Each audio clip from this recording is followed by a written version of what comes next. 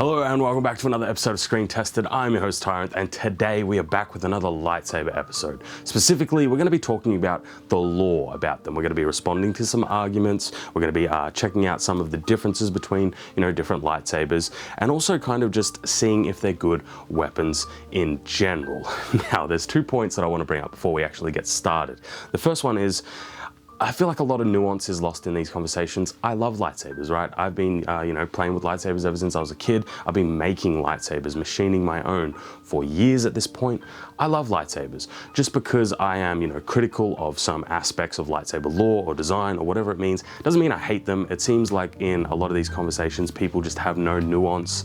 I love lightsabers. I don't know why I have to say that, or else I wouldn't have so many and I wouldn't be making episodes on them. And the second thing that I want to bring up is that we are going to be responding to some arguments that people have left in comments of previous episodes, because obviously we've done lightsaber episodes before, and I don't want this to be kind of like a mean thing. It's not necessarily trying to be mean to individuals. It's more so just talking about the arguments that they've brought up. So with that out of the way, let's get started with our first point on the lightsabers and why they are ridiculous in terms of their lore and design. Now, I have done a full episode, kind of a couple of episodes on this, so I'm not going to spend too long on it. I'm just going to mention it briefly and go over some of the main points before we move on, and that is the design of lightsabers.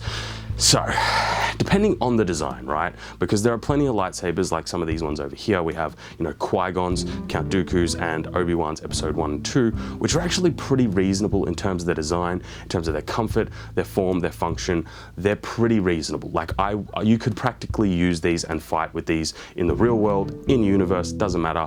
They're pretty reasonable designs. But then there are designs like, obviously, this one here is, Obi-Wan's episode 4, and we have obviously the original, the most iconic lightsaber, the Graflex. These ones are really not ideal, and they are not optimized for combat at all. Now, there's a lot of real world reasons for this, obviously, because they're made from, vintage parts. It was made back for the original trilogy. There's that sort of reasons, right? The real world reasons. But just as in terms of like, a warrior designing a weapon, which the Jedi and Sith both are, these are not optimized at all. We have lots of sharp points, we have lots of right angled points, transitioning from grips, going up, from the top of the hilt down to the bottom. It's all very, very uncomfortable on your main hand, your dominant hand, or your off hand. It's just not good weapon design in a lot of ways. Now, could you functionally use them? Like, the truth is, yes, depending if you have gloves or gauntlets on, depending how skilled you are as a combatant, but generally speaking, a warrior would not design these sorts of weapons because they are just very, very uncomfortable and a huge hindrance. And you got to remember that in lore, in universe, it doesn't matter. We're talking about obviously, humanoid or human creatures with 2 arms, 2 legs, hands. So in the real world, whether they're comfortable or in universe, it's the same sort of thing because, obviously humans and humanoid creatures are using them. So lightsabers, first point. They are really not comfortable. Now, like I said, there is obviously historical reasons when they were designed, especially the original trilogy ones, and then more newer saber designs in the prequels were kind of optimized a bit better, but again, there is still a lot of lightsaber designs out there that are just really, really not optimized for combat, and that's not even touching on the material side of things, obviously them being full metal. Some of them, like Count Dooku's, of course, they do have some rubberized sections, some grips, which is good, but adding some more natural materials in there, leathers, woods, etc., would just make them a little bit more comfortable and a little bit more wieldable. Anyway, that's the first point. Lightsaber design, comfort. Like I said, done full episodes on this. Check them out if you want a full, in-depth kind of going over this sort of thing. Next point, responding to some arguments that I have seen in a lot of, episodes. Now, again, like I said, this one isn't necessarily to call out anyone individually because usually it's not. This is something that multiple people will comment and a lot of people will like and agree with these particular arguments. So we're going to go through a couple of them, and let's start off with an interesting one that I have seen a little bit recently, and that is lightsabers are not at all like swords. They're magnetic. The blades actually attract to one another. I have a really big issue with this argument because even if we said, yep, that is 100% what the law is, the problem is in literally all of the films, they don't behave like that in the slightest. Not once. Because obviously the actual props that were used by the actors in obviously all of the fight scenes and choreography were not magnetic in the slightest, so they're not going to behave like they're magnetic. So I have a really big issue with this argument, this law, if we want to put it that way, because it's one of those things where it's like, just don't believe your lying eyes. It's like, well, the problem is in all the films, in all the media, in everything, they don't behave magnetic in the slightest. So let's talk about the guards, right? Because obviously we did a full segment on that. There was a lot of arguments why, guards on lightsabers just wouldn't work and isn't a good idea. Now, some of the arguments are somewhat reasonable, but I feel like there's a lot missing as well. For example, we take something like a crossguard, right? It is meant to add protection, obviously, when you are fighting with a blade. But also, it's not just defense, it can be used offensively. So a guard on a lightsaber would also be an offensive item. I think a really great example of this would be like the Malgus saber. It has two large guards that also double up as kind of blades. Super cool, would also be super aggressive, kind of fits his character. But then there's the added context that a lot of Jedi or Sith or whatever may not necessarily be always fighting against lightsabers. There are other types of weapons out there that can go against lightsabers that don't necessarily cut in the same way that a lightsaber would. Think the Magna Guard staffs or the light slaver whip type thing. They're things that can resist the cut of a lightsaber blade, but at the same time having protection against them, a regular crossguard, would be really, really useful. Then we have the added context. It's like, yes, there are not many lightsaber proof or resistant materials that are super affordable and super cheap for a lot of people to get. That is true, but then there's kind of, I would say, a misunderstanding of what a guard might provide in terms of its benefit, right? We know for a fact that lightsabers don't cut through absolutely every material exactly the same at the exact same speed. For example, they don't cut through like the bulkheads as if they're butter. They don't just slice through it like it's nothing. So there are materials out there that can slow down a lightsaber blade or deflect it. This is really important to understand because not all, types of guards or even armor is meant to be completely indestructible. Sometimes having a guard that is going to deflect a blow that otherwise would have taken your hand off or been lethal, even if it sacrifices the integrity of the guard itself, is still a win. That means that you deflected a blow that otherwise would have screwed you. So having a guard that not necessarily can withstand every single lightsaber strike, but perhaps if it redirects that blow or takes that millisecond extra to get your hand out of the way before it gets cut through, is still a huge positive and still a very, very worthwhile upgrade of having on your lightsaber. So I think people kind of misunderstand what it means to have a guard. It doesn't mean they're indestructible, and it doesn't mean that they're gonna work forever, but having something that can at some level take a bit of a lightsaber blow and also survive is a really, really good idea. Like for example, the Magna Guard staffs, they can handle the blows of lightsabers. Having something like that, even if it's not going to resist it completely, it's still better than having your hand taken off. If you're enjoying today's episode, you should consider subscribing. I'd really appreciate it. Sorry, Tony, I didn't mean that one, buddy. We must always remember that Anakin changed his lightsaber to suit his robotic arm/hand. His lightsaber would be comfortable in a cybernetic hand, which is why the appearance changes quite drastically between the events of Attack of the Clones and Revenge of the Sith. 174 likes on that particular comment. The problem is this is just incorrect. When you actually hold the Graflex lightsaber in your main dominant hand, which is obviously the one that Anakin got cut off, it is comfortable. It's actually perfectly fine. The discomfort comes from the fact of the second hand, which Anakin's was not robotic. And additionally, he didn't really change them that much between Attack of the Clones and Revenge of the Sith. A lot of the same major design cues, that being the control box and the uncomfortable grips, are still present between both lightsabers. So this one is just incorrect on all fronts, sadly.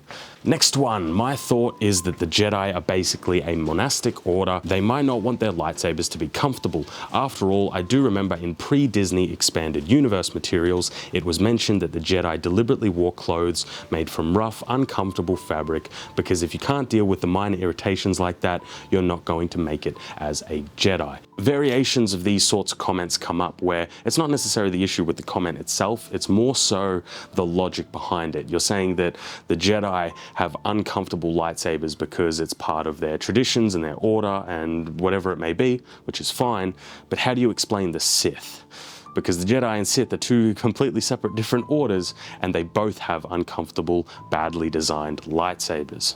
Next one, if they're so skilled, why do they keep getting their hands cut off? Hands getting removed literally only happens when someone isn't skilled or has made some fatal blunder. Yeah, that's kind of my point. You're not the greatest swordsman in the universe. I'm not the greatest swordsman in the universe. You will go up against people who are better than you. You will have bad days. You will have good days. Somebody might get lucky. You might get lucky. So having protection as an extra form to keep your hands from getting chopped off is the whole point. Somebody can just get lucky. Somebody can be way better than you. So what happens in those situations? Well, if you have some sort of armor to protect you, or you have some sort of guard on your blade, that's the whole point. An extra layer of protection. So just before we continue with today's episode, if you wanted to pick up any of the lightsabers that you're seeing in today's episode, they are mostly from Sabers. This isn't sponsored. They didn't pay me for any of this.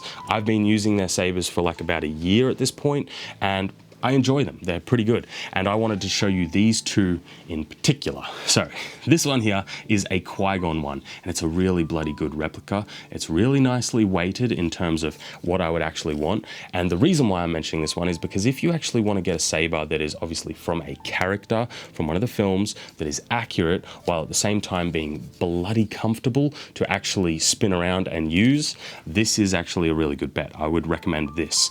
Now, if you're wanting something a little bit more as a replica, I have been thoroughly impressed with this one here. This is the episode 4 Obi-Wan. Now, in terms of its replica-ness, it's really good. It's even got the bloody, the patent printed on, because if you don't know, a lot of the original lightsabers were made out of found parts, and I believe Obi-Wan's was made from things like vintage, either grenade or, machine gun. We have like a kitchen sink knob down here. Like, they've replicated it very, very faithfully. It's really heavy. It's got some heft to it, but that's not the party trick. The party trick of this Obi-Wan is that it has a crystal reveal. I'll get some B-roll because if I take it out, the blade will turn off, but it's got a crystal chamber in it.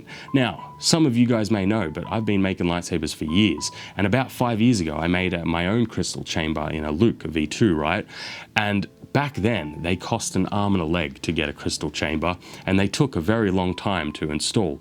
These days, you can just buy them off the shelf. That's how far we've come with lightsaber technology. I thought that was really cool, and I wanted to give it a mention because I'm thoroughly impressed by that. So if you want to pick them up, there'll be a link down below, and it does help the channel. They are affiliate links, so it helps me make this sort of content. So if you're in the market for a lightsaber, whether you want something more for sparring or dueling or spinning around, I think the Qui-Gon's a good example of that. But if you're wanting a pretty beefy replica, the Obi-Wan episode 4 is also a pretty good bet. But they do have obviously a large selection of lightsabers. And with that being said, let's get back to today's episode. All right, we've gone over some arguments that we get in the comments a lot that are quite common. Let's talk a little bit about one of my biggest pet peeves, turning a lightsaber off and on. Why would you not turn a lightsaber off and on in combat? It would be incredibly difficult to not only anticipate, but to defend against. It really would be kind of like a cheat code for almost winning every duel. So then as a rider, you're basically tasked with, okay, how do we work back from the conclusion? We don't want, Jedi and Sith to turn their lightsabers off and on. How do we justify that? How do we justify both factions not using this incredibly OP and powerful technique? Well, let's say for the Jedi, it's considered to be really bad and it's against all their tenets. Okay, sure, maybe, I guess. And then for the Sith, we'll say it shows weakness. That's why the Sith don't turn their lightsaber off and on. And I was just laughing about it because I'm like, what do you call when Dooku ran away from Yoda? Does that not show weakness?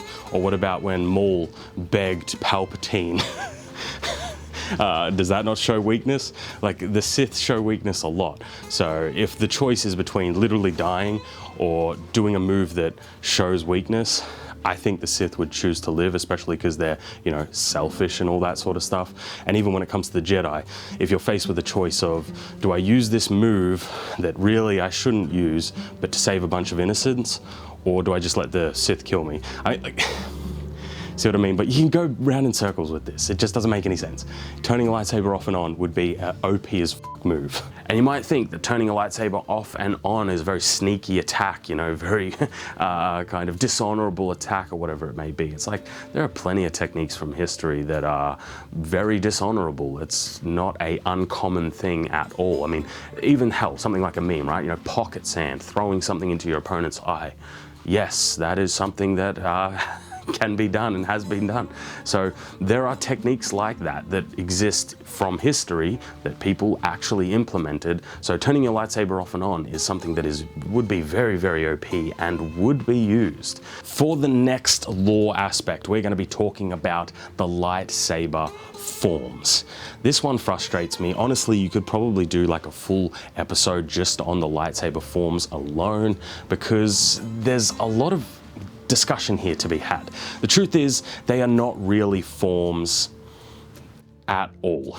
If I had to describe them very, very simply, they essentially describe very, very basic aspects of what I would consider to be more of a individual style rather than a form, right? For example, if I was to go spar with someone and this particular person is very aggressive in their sparring, that is how they have taken base principles that they have learned from some school of swordsmanship, and it's how they apply them to situations, right? For example, somebody might fight rather defensively. That doesn't necessarily mean that's a form, it just means that's how that individual is applying the same sort of skills and the same sort of techniques that we all know. They're just applying them in a defensive way or an aggressive way or whatever it may be. The lightsaber forms are rather nonsensical. I'll give you a couple of examples. Let's read some of them out. Form 2, Lightsaber Combat Makashi. Makashi emphasizes precision strikes and well-balanced footwork. So all the other forms don't practice well-balanced footwork and precision strikes. Good to know. A Form 2 practitioner keeps both feet, one in front of the other, on a line and advances and retreats along this line. A successful Form 2 duel is quickly ended by penetrating an opponent's defenses and landing a mark of contact or disarming strike. Skilled duelists are proficient in 2 marks of contact. Basically, a skilled duelist can win by beating the other person. You see what I mean by the lightsaber forms are, shall we say, a bit basic. Now obviously I'm not going through every single paragraph, we'll be here all day, but you kind of get the idea. It's very just basic stuff. In this form, you attack and defend. Yes, I get that. Form 3, Lightsaber Combat Surisu. This is the one that Obi-Wan uses, the defensive form. When using Form 3 to fight an other saber-wielding enemy, a Jedi should pull all moves close to the body and seldom make sweeps or lunges. This creates a strong defensive cocoon that makes it difficult for an enemy to land more than a glancing blow.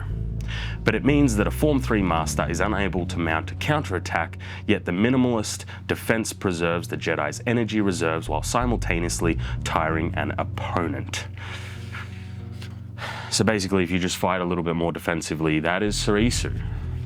You see what I mean by it's just very basic kind of explanations of how you would actually implement particular techniques, not necessarily the techniques themselves. So just fight a little bit more defensively and that's Surisu. Fight a little bit more aggressively and that's a different form. We're doing that thing where they're trying to work back from the films, right? In the films, particular characters move particular ways and they're going, well, how do we work back and create something from that? And that's why they're kind of very nothing, essentially, is the best way to describe it.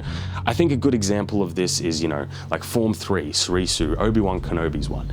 If you actually look at his guard, you know, the whole form is about being defensive, right?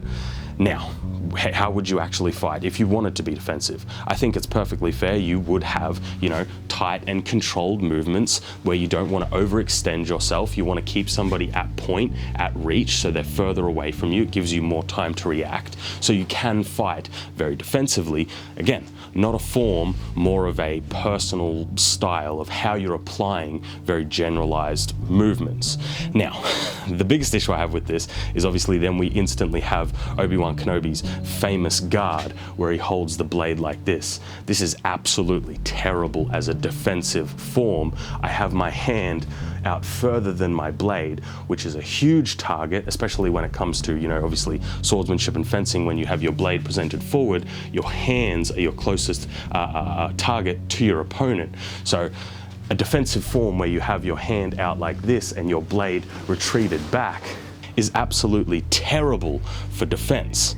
But again, they're kind of working backwards from the films and they're kind of trying to justify it after the fact. Now, if you want to actually learn some proper fencing techniques in a little bit more of a form, if you will, I would highly recommend picking up a book like this. I mean, you can check this stuff out on YouTube. There are plenty of creators out there, but The Art of Sword Combat does a lot of, it's got a lot of stuff in here. It'll actually show you things. It's a little bit more exhaustive than just a brief description and some very, very basic moves that you might get with lightsaber stuff. And it is very, very applicable to obviously lightsabers, and you will learn something useful and practical at the same time. So I think that is a good little, you know, kind of segue to tie off that. But that's going to be all for today, guys. I genuinely hope you enjoyed. I hope everything made sense. Remember, I don't have a script. All of my content is unscripted, just from my own mind and memory. And sometimes things get a little bit, this one I think has finally gone flat. But that's going to be all. Thank you guys for watching. As always, I'll see you next week in another episode. Have a good one.